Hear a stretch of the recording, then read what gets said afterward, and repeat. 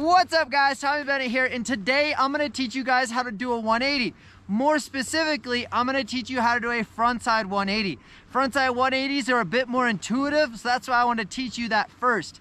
In another video, I will teach you backside 180, so make sure you subscribe so you don't miss that video. Alright guys, let's get started.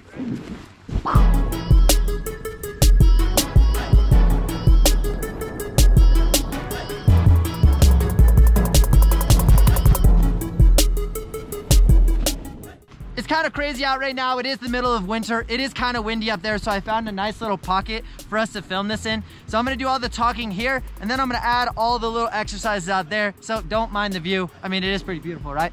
All right guys, so when we're doing frontside 180s, we do have to break this down into a couple steps. So what I like to think about is my lower extremity, essentially my ankles, knees, and hips, are allowing me to get in the air and creating loft. Now, when it comes to doing a 180, we got to create some rotation somehow.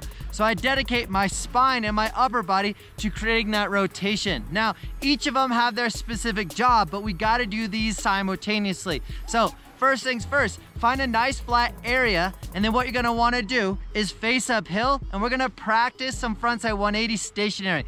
What's awesome about this is we can learn the skills, the timing, and the movements without the crazy consequences of going downhill and catching an edge. Now, what we want to do is be able to sink down. So we're going to be bending our knees and our hips, and we're getting down. I do want to keep my spine relatively vertical. And the reason is if I bend at the waist and if I bend at the waist and I start leaning too far forward, I'm going to end up falling. So we want to keep our chest relatively vertical and our lower extremities nice and bent. So I am flexing my ankles, knees, and hips.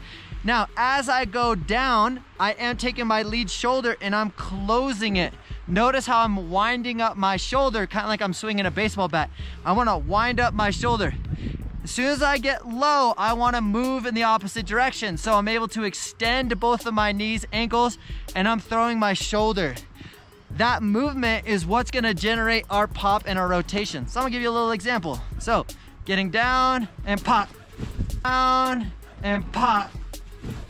Now, one thing that I want to add in there is as you're doing this, you're going to notice that I'm winding up and I'm throwing. As soon as my lead shoulder passes over my nose and I'm in the air, I want to tighten my core like really, really hard. Imagine somebody's punching you in the stomach. Well, you want to embrace that core. What that's going to allow us to do is keep our lower body and our upper body together and spin as one. Do that drill 3 to 5 times down here, and then what we're going to do next is take it down the hill. So I got my boy out here, Cameron Eaton. He's actually one of my athletes that I train full time. He's been working with me for a couple years, so he's going to be helping us out. What up, dog? What up, guys?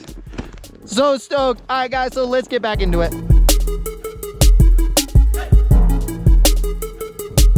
After you feel like you've done a bunch of frontside 180s in a static position, you're feeling like a boss, we want to take this down the hill.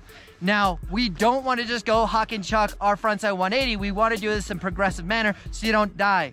Now, the first thing that we're going to do is we're actually going to get low, we're going to sink, we're going to throw our shoulders, but we're not going to pop. Essentially, we're going to do a flat ground 180 where our board stays on the ground. Flat ground 180, and our focus is 3 things. First, get low, wind up. Do you have that dialed? Next, I want you to get your back shoulder and start rotating in that front side direction. Now, the third thing I want you to focus on is as you finish that 180, they're getting back into a stacked stance, meaning our shoulders, hips, and knees are stacked on top of each other, and you're finishing strong. A lot of times, the biggest problem that we have on frontside 180s is as we throw it, we don't finish with our shoulder and we land super back seat and we're not actually completing the full rotation. So let's dial that in now, build our confidence in that finished position without the consequences of like catching, like going up in the air.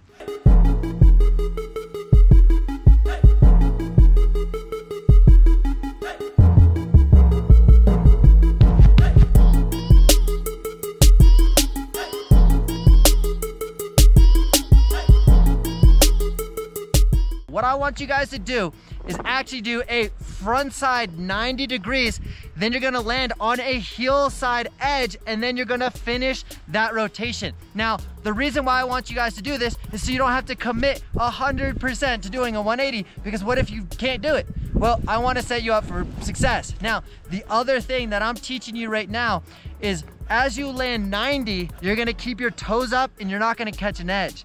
If you're doing a 180 off of a jump and you mistime it, let's say you're doing a 360, a 540, or even a 720, you may mistime it. So I want you guys to be able to develop this skill of keeping your toes up, and when you land on your heels, keeping your toes up so you don't catch the edge. And this is actually a skill you can use even when you're doing 900s and 1080s, you're actually using this skill. So let's learn it now so we can set you up for success later. So.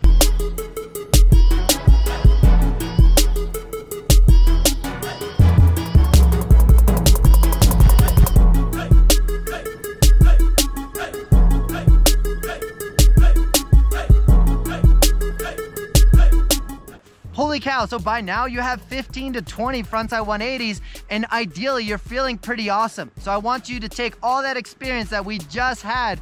Now we're gonna step it up just a little bit more. Our goal now is to fully do a frontside 180. Now we've gotta make sure that we have our timing is right. So we're making sure that we're getting low, or make sure we're popping, making sure that you close your shoulder or pop. The biggest difference this time is gonna be how hard you pop, how hard you throw your shoulder, and committing to getting your back foot down the hill. Those three things are gonna lead us to the most success. Make sure you're winding up, you're throwing, and then you're being able to commit to getting that board around.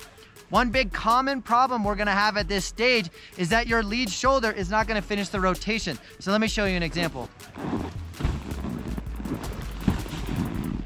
You're gonna notice that my shoulders are completely twisted and they're not helping.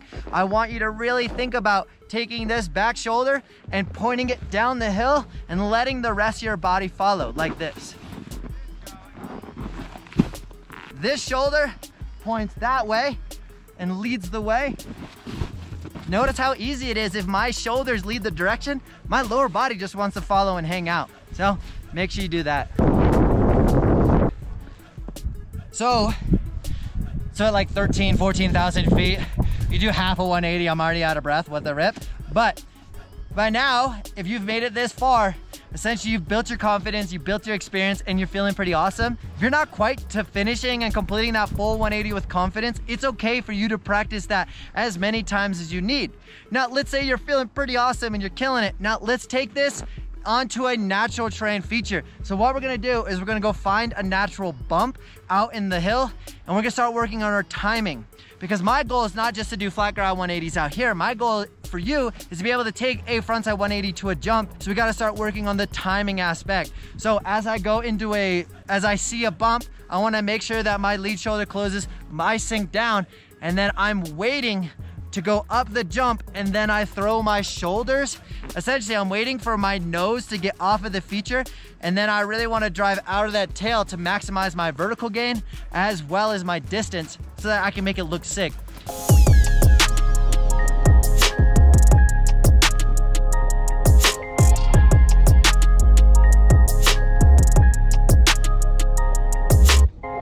Once you've dialed your timing in, you're feeling pretty freaking awesome about 180s. I want to take this into the park. Now, we're not going to go chuck and huck on a big gnarly jump. Let's go into the baby park and find a small jump, maybe like a 5-foot jump. A couple things to remember when you're doing this.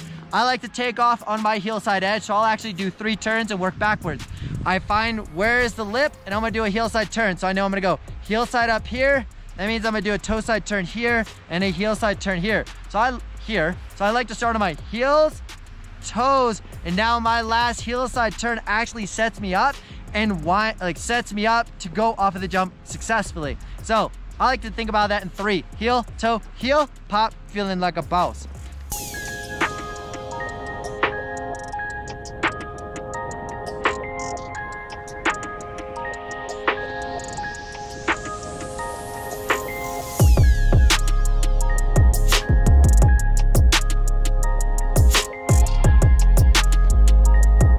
Kind of a crazy day, so we're gonna get out of here. I'll wrap up with you guys at the car. Here we go. Woo!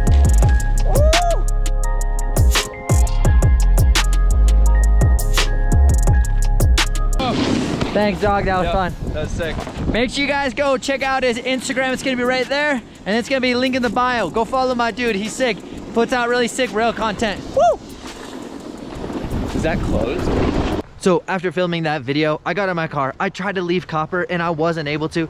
They closed down the highway for avalanche mitigation. So I got stuck at Copper and I totally forgot to do an outro. So I wanted to say, make sure you guys subscribe, put that bell icon on. So if you want to take your snowboarding up to the next level and go beyond these YouTube videos, I do have a online snowboard course where I break it down super nerdy. I break down the fundamentals of snowboarding. You also get the opportunity to work with me. You can submit clips to me and I'll give you some actual feedback. So go check that out in the description below. I also have some like more free content on that site. So scope that out. And then as always, we out of here. Look, it's so sick out here, man. All right, getting a phone call, so I guess I gotta go. All right, bye guys.